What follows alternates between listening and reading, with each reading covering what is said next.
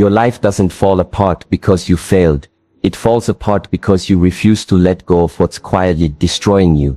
There was a time in my life when I thought success meant adding more people, more projects, more goals, more noise. I kept saying yes to everything and everyone, afraid that saying no would make me lose opportunities. But all it did was make me lose myself. I remember sitting in my car one night, exhausted and empty, staring at the city lights, realizing that the weight I was carrying wasn't from the world, but from the things I was too afraid to eliminate. That's when I learned, growth isn't about accumulation. It's about subtraction. The peace you seek is not in what you gain, but in what you're willing to release. So let's talk about the 10 things you must quietly eliminate from your life if you truly want to rise, rebuild and reclaim your power. Number 1. Eliminate the need to be liked. There comes a moment in everyone's life when they realize that the endless chase for approval is the quietest form of self-abandonment. You bend, you adjust, you shrink yourself just to fit into spaces you were never meant to fit in. And for a nod, a smile, a validation that never lasts more than a few seconds before the emptiness returns. I remember meeting a man years ago, let's call him Daniel, a brilliant artist who had every reason to shine, but spent most of his life dimming his light just to make others comfortable. He grew up believing that love had to be earned through performance, that his worth depended on applause. In his 20s he was the guy who said yes to every request, who laughed when he wanted to cry, who agreed when his heart screamed no. People admired him, but nobody truly saw him. One evening, after another long day of pretending, he sat alone in his small studio staring at a half-finished painting. The colors were dull, lifeless, just like he felt. He told me, I realized that I'd become a collection of other people's expectations. I didn't even know what I liked anymore.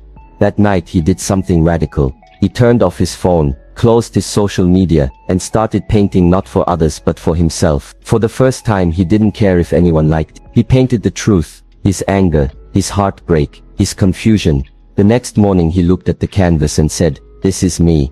It wasn't pretty, it wasn't perfect, but it was honest. That one decision to stop living for approval became the beginning of his freedom. You see, the need to be liked is a silent prison. It chains you to the illusion that other people's opinions define your value. You start editing yourself, choosing words carefully not from authenticity, but from fear. Fear of being judged, rejected, misunderstood. But the irony is that in trying to please everyone, you end up pleasing no one, not even yourself. The truth is, you could be the most generous, kind, pure-hearted soul, and someone will still find a reason not to like you. So why keep giving your peace away to people who haven't earned access to it? Life begins to change the moment you stop performing and start being. The moment you stop seeking approval, you start commanding respect. When you stop explaining, people start noticing. The quiet confidence that comes from self-acceptance is magnetic. It doesn't beg for attention. It draws it naturally. And here's the deeper truth. You don't need everyone to like you. You only need to like yourself enough to walk away from those who don't. Daniel's story didn't end with that painting. He kept creating raw, imperfect, real. Over time his art began to gain attention.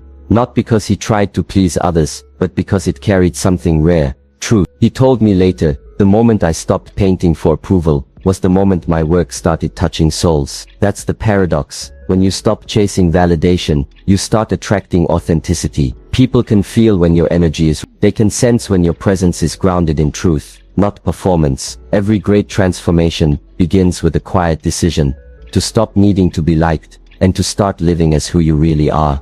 So look at your own life. Where are you still shrinking? Who are you still trying to improve? What conversations leave you feeling smaller instead of stronger? Be honest. It's time to step out of that illusion. Not everyone will understand your silence, your boundaries, your evolution, and that's okay. You are not meant to be understood by everyone. You are meant to be aligned with the right ones. Let your life be a reflection of truth, not a reaction to opinion. Because when you stop needing to be liked, you finally become free. Free to speak your truth, free to walk your path, free to shine without apology. And that freedom, that unshakable sense of inner peace, is worth more than all the approval in the world. Number 2.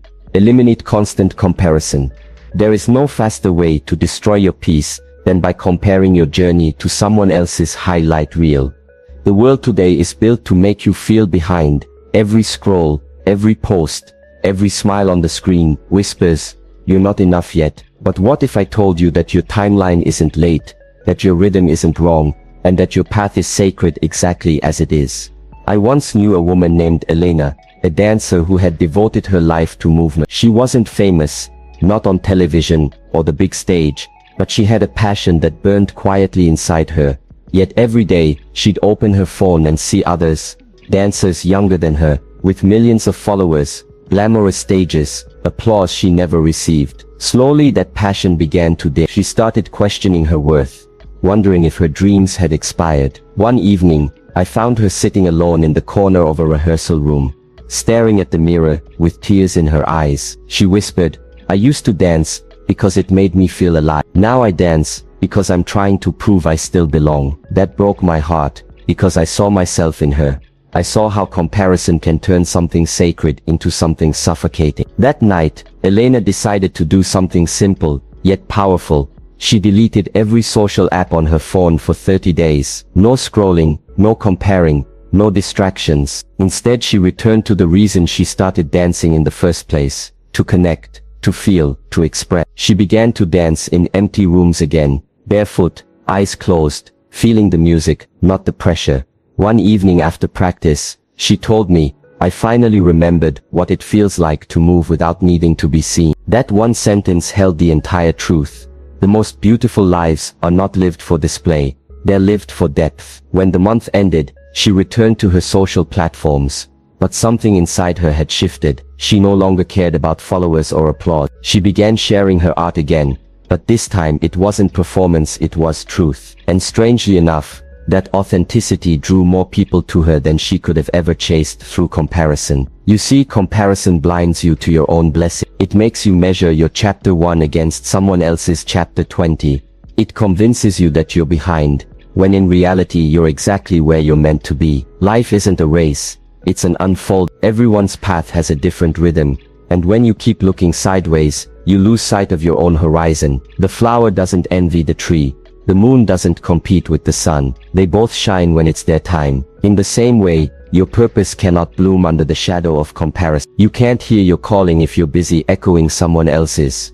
Elena's story became a mirror for me too. I began noticing how much of my own energy was wasted trying to keep up with people who weren't even aware I exist. I realized that comparison doesn't just make you jealous, it makes you forget who you are. It tricks you into believing that your worth must be proven instead of felt. The truth is, you will never be satisfied by becoming more like others, only by becoming more like yourself. Your story has its own timing, its own beauty, and when you start embracing that, everything changes. You stop competing and start creating. You stop rushing and start rising.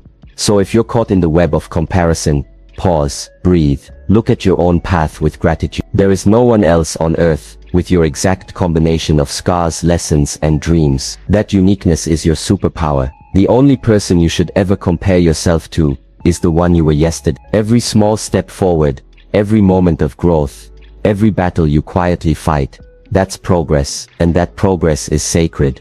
When you eliminate comparison, you reclaim your energy. You start showing up from wholeness instead of insecurity. You begin to understand that the universe didn't make you to compete. It made you to contribute. Remember this: envy will drain you, but gratitude will raise you. Comparison keeps you trapped in imitation.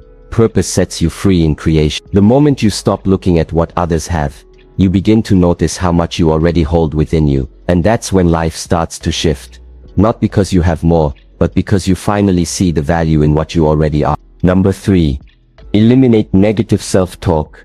There is a voice that lives inside every one of us. A voice that can either build us or break us. Most people don't realize how much of their suffering isn't caused by the world, but by the words they whisper to themselves in silence. The mind can become a battlefield, and for many the war is internal. I remember a man named Michael, a once promising athlete, whose life took a sharp turn after a devastating knee injury ended his career. Overnight he went from being celebrated to being forgotten. The cheering crowds disappeared, the phone stopped ringing, and the identity he had built his entire life around was suddenly gone. In the months that followed, he fell into deep self-blame. Every morning he'd stare at his reflection and hear that same voice say, "You're worthless now. You're finished. You'll never matter again." It wasn't the injury that broke him, it was those words. The human spirit can endure almost anything, but it cannot thrive under constant self-attack. He told me once, I realized I was living with a bully, and that bully was me. Those words have stayed with me ever since, because they are the truth most people are afraid to admit. One evening, when he had hit his lowest point, Michael did something simple but life-changing. He sat down with a notebook and began writing down everything that voice told him. Every insult, every judgment, every cruel phrase that echoed in his mind. When he read them aloud, he started crying. I would never talk to another human being this way, he said. So why do I talk to myself like this? That question cracked something open inside him. For the first time he realized that his inner voice wasn't the truth. It was a habit of self-sabotage formed over years of attaching his worth to performance. So he made a decision. Every time the voice told him he couldn't, he would respond with something different. Not toxic positivity, but truth. When it said, "You're done," he answered, "No, I'm still here." When it said, "You're not enough," he whispered, "I'm trying, and that's enough for today." Day by day that war inside him began to quiet down. It didn't happen overnight. But slowly, the voice that once criticized him began to sound like one that cared for him. That shift changed everything. The words you speak to yourself create the atmosphere you live in. If your inner dialogue is filled with judgment, fear, and doubt, you'll always feel unsafe, even in moments of success. But when you begin to nurture yourself with compassion, you build a home within your own heart, and that home becomes your foundation, a place no one can take away. So many people are waiting for someone else to encourage them, to believe in them, to validate their worth. But what if you became that person for yourself? What if you decided that from this moment on, you would speak to yourself the way you would to a dear friend who's trying their best? You'd be amazed how quickly your energy would shift, how much lighter you'd feel, how many doors would begin to open, simply because you're no longer fighting against your own reflection. I've seen it time and again. People who seem broken on the outside aren't destroyed by their circumstances. They're crushed by their inner critic. The most dangerous lies are the ones we tell ourselves. I'll never make it. I'm not worthy of love. I'm not talented enough. Those sentences become invisible walls that keep us small. But the truth is, you were never meant to live in that prison. You were meant to rise above it. Every thought is a seed. And if you keep planting self-doubt, you'll keep harvesting limitation. But if you start planting self-belief, even small, hesitant seeds of kindness, something beautiful begins to grow. Michael eventually became a coach, not for athletes, but for people struggling with identity loss, those who had forgotten how to see their worth beyond achievement. He told me, "I learned that I didn't lose my purpose when I lost my career. I lost it when I stopped believing I was enough." That sentence is the essence of everything. Belief is the foundation of all transformation. When you eliminate negative self-talk, you don't just change your thoughts, you change the way you show up in the world. You stop waiting for permission to live fully. You stop apologizing for your existence. You start walking with quiet confidence, knowing that your worth isn't conditional. So if you're listening to this, and you've been hard on yourself, I want you to pause and ask, whose voice is that? Is it truly yours? Or is it an echo of something you were told long ago? Because you are not your failures, not your flaws, not your fear. You are the one who survived all of them. Speak to yourself with love. Encourage yourself the way the world never did. And one day, you'll wake up realizing that the voice that once tore you down now lifts you up, because you decided to heal. That is the quiet power of self-compassion, the moment when you finally stop being your own enemy, and start becoming your greatest ally. Number 4. Eliminate energy-draining people. There comes a season in life when you must learn that peace is not a gift others hand you, it's a boundary you build for yourself. The older I grow, the clearer I see that not everyone around you is meant to walk with you to your next level. Some people exist only to teach you the difference between connection and attachment, between love and dependency, between being understood and being used. I once knew a man named Jonathan, kind, generous, always the one to show up when others needed something.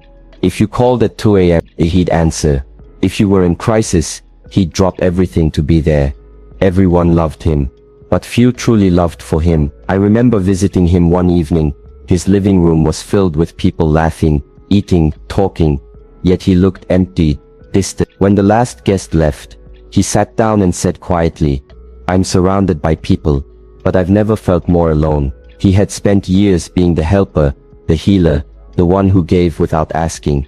And in return, he was left drained, invisible, and quietly breaking. The realization hit him like a storm. Sometimes you don't lose energy because of what you're doing, you lose it because of who you're doing it for. A few weeks later, Jonathan did something that most people never find the courage to do. He stopped showing up for everyone else and started showing up for himself. He began to step back from the constant noise, the endless phone calls, the draining circles that only came alive when he was giving. He told me that at first, he felt guilty for saying no, guilty for choosing rest, guilty for no longer being everyone's emotional oxygen. But slowly, that guilt transformed into clarity. He realized that the right people don't get offended by your boundaries. They respect them. The wrong ones only loved the version of you that served them. The more distance he created, the clearer he could see who truly cared. His silence became a filter. Those who loved his energy, but never gave it back, quietly disappeared. And though it hurt at first, it made space for something sacred: peace. You see, not every connection deserves access to your spirit. Some people are lessons, not lifetime. They come with heavy hands and empty hearts, leaving you drained while calling it love. And sometimes they don't even mean harm. They're just carrying their own pain and unconsciously feeding on your light, because they've forgotten how to make their own. But you must understand this truth: empathy without boundaries becomes self-destruction. You cannot keep pouring from an empty soul and expect to feel whole. Protecting your energy is not selfish. It is a form of self-respect. It's saying, I refuse to let my kindness become a weapon against me. The world may label it cold, distant, or prideful, but those who truly love you will understand that your peace is sacred. I remember the turning point for Jonathan. One night, his phone rang again. Another friend who only called when they needed something. But this time, instead of rushing to fix it, he took a deep breath, turned off his phone, and went for a walk under the quiet city lights. He said it felt strange, even rebellious, but liberating. For the first time in years, he told me, I realized that my peace mattered more than their approval. That one decision started changing everything. Within months, he had fewer people in his life, but his days were lighter, his laughter was genuine, and his mind was. The emptiness he once feared turned out to be space for healing, creativity, and genuine connection. And that's the thing. When you eliminate energy draining people, you don't end up lonely. You start attracting those who love you for who you are, not what you can do for them. You begin to hear your own thoughts again, feel your own emotions, and see your own worth without distortion. You start understanding that you are not obligated to carry everyone, that some people are meant to walk beside you, not on top of you. The truth is, you cannot rise while carrying what's breaking you. You cannot heal in environments that constantly reopen your wound. So take a moment and ask yourself, who in your life leaves you feeling lighter, and who leaves you feeling exhausted? Who claps for you genuinely, and who claps only when they need something from you? The answers might hurt, but they will set you free. Learn to love from a distance, to help without losing yourself, to care without collapsing, because peace is expensive, and not everyone can afford to go where you're going. The higher you rise, the quieter your circle becomes, not because you've become better than others, but because you finally realized that your energy is a sacred currency, and you will never again spend it on those who only drain your soul. Number 5. Eliminate the fear of being alone. There is a silence that most people are afraid to meet. The silence of their own company. The fear of being alone has become one of the most crippling prisons in modern life. We fill every quiet space with noise, every pause with distraction, every emotion with someone else's presence, just to avoid the echo of our own thoughts. But here's the truth. You will never know yourself until you are willing to be alone with yourself. I remember a woman named Sarah, brilliant, kind, and full of life. Yet she had one deep fear: solitude. She had spent her entire adult life jumping from relationship to relationship, friendship to friendship, constantly surrounding herself with people, because the idea of being alone terrified her. One evening, after another painful breakup, she told me with tears in her eyes, I don't know who I am without someone to love.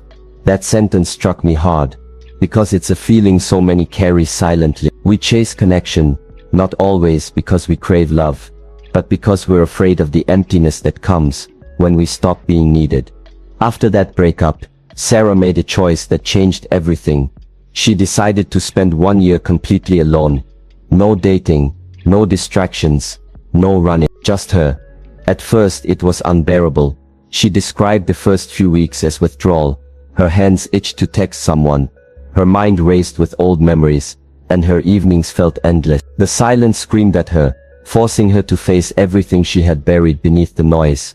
Her insecurities, her childhood wounds, her unhealed heartbreaks. But slowly something began to shift. She started waking up early, and sitting by the window with her coffee, just watching the sunrise in stillness. She began journaling, not to document her pain, but to listen to it. She started walking for hours, sometimes crying, sometimes laughing, sometimes feeling nothing at all. And in those quiet walks she began meeting herself, the version of her that had always been waiting underneath the noise. It felt like I was meeting an old friend I'd forgotten, she told me. Months passed, and her solitude turned into strength. She discovered passions she never had time for. Painting, reading, cooking. She realized that she wasn't lonely. She was just disconnected from herself. She stopped chasing people who couldn't meet her energy, because she finally learned to give herself what she was always begging others for: attention, love, and peace. The woman who once said, "I can't be alone," now said, "I've never felt more complete." And that transformation taught me something profound. Loneliness isn't the absence of people, it's the absence of self-connection. When you start enjoying your own company, you stop fearing solitude, and that's when life becomes safe. The truth is, most people never find out how powerful they truly are, because they never spend enough time alone to hear their own voice. They mistake noise for meaning, and attention for affection. But it's in solitude where you meet your clarity, your intuition, your authenticity. The greatest ideas, the deepest healing, and the most profound peace are born in the quiet spaces no one else can enter. When you eliminate the fear of being alone, you stop settling for company that drains you just to escape silence. You stop mistaking attachment for love. You start realizing that solitude isn't punishment, it's preparation. It's the ground where you build yourself before you share yourself. I remember visiting Sarah a year after her decision. Her apartment was quiet, full of sunlight, plants and art, reflections of a woman who had finally built a home within herself. She smiled and said, "I used to look for peace in people.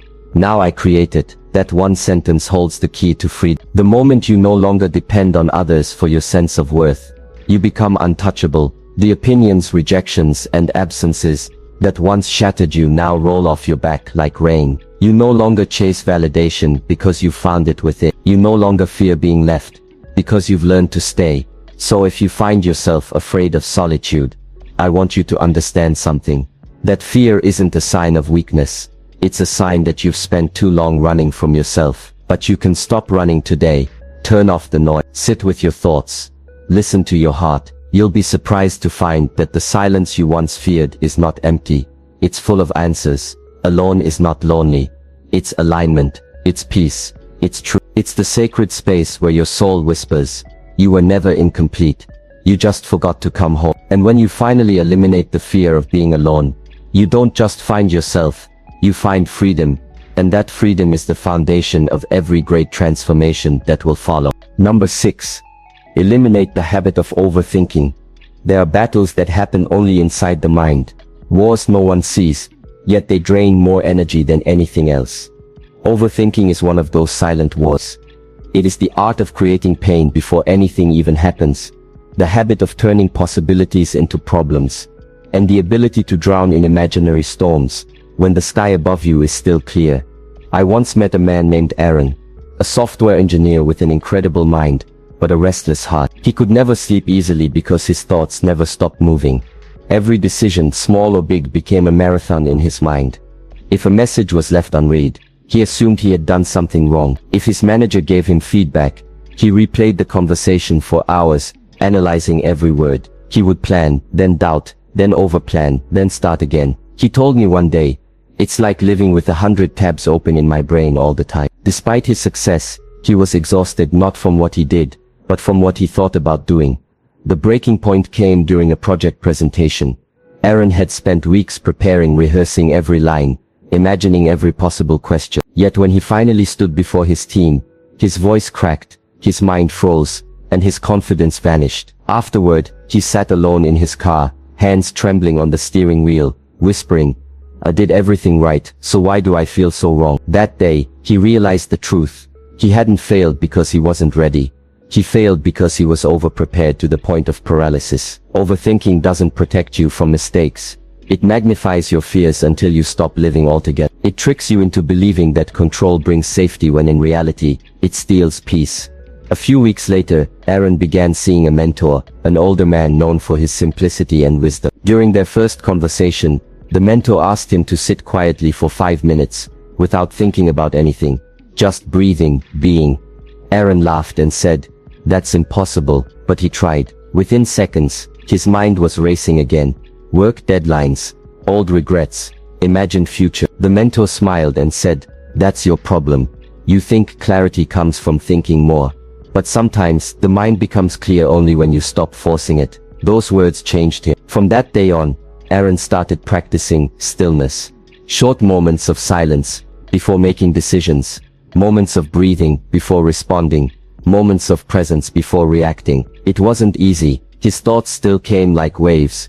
But instead of drowning, he began to observe them. He learned that thoughts are like clouds. They pass when you stop chasing them. Over time, he discovered something profound. Most of what he worried about never happened. The future he feared was mostly fiction, written by anxiety and edited by memory. He realized that overthinking is not a sign of intelligence, but of fear. Fear of losing control, fear of being wrong, fear of being hurt. But life cannot be lived through analysis alone. It demands trust. Trust in timing, trust in intuition, trust that even if things fall apart, you'll find a way to rebuild. The more Aaron trusted, the lighter he became. He began to sleep through the night. He started making decisions not from fear, but from clarity. His performance at work improved, but more importantly, his peace returned. I once asked him what changed most about him after letting go of overthinking. He said, "I stopped trying to predict every outcome and started allowing life to surprise me again." That sentence carries a truth we all need to remember. When you stop overthinking, you don't lose control, you regain it. You reclaim the energy you wasted on worrying and use it to live. You start realizing that the answers you've been chasing were never outside you. They were always waiting beneath the noise. The mind will always try to solve problems that don't exist. It's what it's designed to do. But peace begins when you recognize that not every thought deserves attention. Not every question needs an answer. Not every fear deserves belief. Sometimes the best thing you can do for your future is to stop trying to figure it all out and simply take the next step with faith. Because clarity doesn't come from thinking harder, it comes from trusting deeper. So if your mind is racing, slow down, breathe. Remind yourself that not everything needs to be understood right now. Life unfolds one moment at a time, and no amount of worry will speed it up. The habit of overthinking is the habit of not trusting yourself, the process, or the universe. Let it go. Be here. The moment you stop trying to control every possibility, you open yourself to something far greater, and in that peace, you'll find something priceless. The quiet confidence that no matter what happens you will handle it, you will adapt, and you will rise. Because you finally learned to think less and live more. Number 7. Eliminate toxic habits that numb you. There's a kind of pain that doesn't scream, it whispers. It doesn't make you cry, it makes you stop feeling altogether. That's what toxic habits do. They numb you, not heal you. They're the quiet addictions we use to escape the noise inside us. I once knew a woman named Rachel, who seemed to have it all. A promising career, a vibrant social life, and an endless stream of smiles for everyone she met. But behind those smiles lived silence. A silence filled with loneliness, exhaustion and emotional pain she never allowed anyone to see. After a difficult breakup and years of pressure at work, she found herself reaching for little escapes. Scrolling for hours, drinking a little too much, binge-watching shows to silence the thoughts that screamed when the world got quiet. "It's just how I unwind," she told herself. But what began as comfort slowly became her cage. The things she did to avoid her pain became the things that kept her in it. One night, after another long binge of mindless distractions, Rachel sat in the dark with her phone in her hand, staring at her reflection in the black screen. She didn't recognize the person looking back. There was a dullness in her eyes, not sadness, but emptiness. She realized she hadn't truly felt anything in months. No joy, no excitement, no curiosity. Just the flat, numb rhythm of survival. That moment hit her like a quiet truth. She had become addicted, not to pleasure, but to avoidance. Every drink, every distraction, every hour spent scrolling, was her way of saying, I don't want to face myself today. But the more she ran from her pain, the bigger it grew in the shadow. That's when she began to understand, healing isn't about escaping discomfort, it's about facing it without needing to hide behind something. Rachel started small. She deleted the social media apps that stole her time and attention. The first few days were difficult. Silence felt uncomfortable, almost unbearable. She didn't know how to be alone with her thoughts anymore. But as days turned into weeks, she began to reconnect with parts of herself she had forgotten. She started journaling, not perfectly, just honestly. She began walking every morning, without headphones, letting herself hear the rhythm of her own breath. The noise in her mind began to soften, and emotions she had buried, grief, guilt, disappointment, started to surface. It hurt deeply, but it was, for the first time in a long time, she wasn't numb, she was alive. The truth is, toxic habits don't always look dangerous. Sometimes they look like busyness, like endless entertainment, like I'm fine. But anything that disconnects you from your emotions, from the truth of who you are, is quietly destroying you. You can't numb the pain without numbing the joy. You can't hide from sadness without also hiding from purpose. The more you avoid your emotions, the more power they gain over you. And the longer you stay numb, the harder it becomes to remember what feeling alive even means. I remember Rachel telling me months later, facing my pain was terrifying, but staying numb was worth it. Because when you're numb, you don't just lose pain, you lose yourself. That statement stayed with me. The world today glorifies distraction, quick dopamine, instant comfort, the next escape. But the real power belongs to those who can sit in silence, who can face their wounds without reaching for something to soften them. Because pain faced becomes wisdom, and emotions felt become strength. The things that numb you also rob you of time, of energy, of clarity. The moment you decide to let them go, you begin to hear your own soul again. To eliminate toxic habits, you don't need to be perfect. You just need to be present. Notice what you run to when life hurts. Ask yourself, what am I trying not to feel? That question alone can change everything. The goal is not to replace every bad habit with a good one. It's to create space for awareness, to choose consciousness over comfort, because transformation doesn't happen in escape, it happens in honesty. Rachel eventually found her way back to herself. She built new rhythms, reading, exercising, painting, meditating, not to fill the silence, but to grow within it. Her smile returned, not the performance one, but the kind that comes from peace. She told me, it's strange, I used to chase happiness, now I just protect my peace. That's what healing does. It turns noise into clarity, pain into purpose, and distractions into discipline. So if you find yourself numbing out, through overwork, screens, substances or constant busyness, pause, sit with yourself, feel what you've been avoiding. It may sting at first, but that's the sting of life coming back into your soul. Remember this. You cannot build a new life on old escapes. Let them go, quietly but completely, because every moment you spend numbing your pain is a moment stolen from your power. Eliminate the habits that dull your spirit, and you'll begin to taste the raw, beautiful aliveness that has been waiting underneath the numbness all along. Number 8. Eliminate negative self-talk. There is no voice more powerful in shaping your destiny than the one that speaks inside your own mind. The tone of that inner voice determines whether you rise or remain small, whether you walk with confidence or crawl through doubt. Negative self-talk is the invisible prison that keeps countless people trapped in a life they no longer want, but still believe they deserve. I remember a young man named Elijah, a talented musician whose voice could move souls, yet he never sang outside the walls of his apartment. Every time someone encouraged him to perform publicly, his mind whispered, "You're not good enough. People will laugh. You'll fail." Those words weren't coming from anyone else. They were echoes from his own self-image, distorted over years of comparison, rejection and fear. He grew up in a home where love was conditional. Praise came only when perfection did. So he learned to measure his worth by how flawlessly he could perform. And when he couldn't meet those impossible standards, his inner critic became louder, crueler, relentless. For years Elijah lived with that voice as if it were the truth. When he looked in the mirror, he didn't see the potential everyone else saw. He saw the mistakes, the flaws, the past failures replaying on a loop. His days were a silent battle between his dreams and his doubt. He tried affirmations, but they felt like lies. He tried ignoring the voice, but silence only made it louder. The breakthrough came one evening, when he attended a small gathering at a local cafe. A friend convinced him to share a song, just one. He reluctantly agreed. As he walked onto the small wooden stage, his hands shook, his heartbeat drowned out every sound. But then he saw an older man sitting in the corner, nodding softly, eyes kind as if saying, "It's okay, sing anyway." Elijah closed his eyes, took a deep breath, and his voice cracked at first. But something strange happened.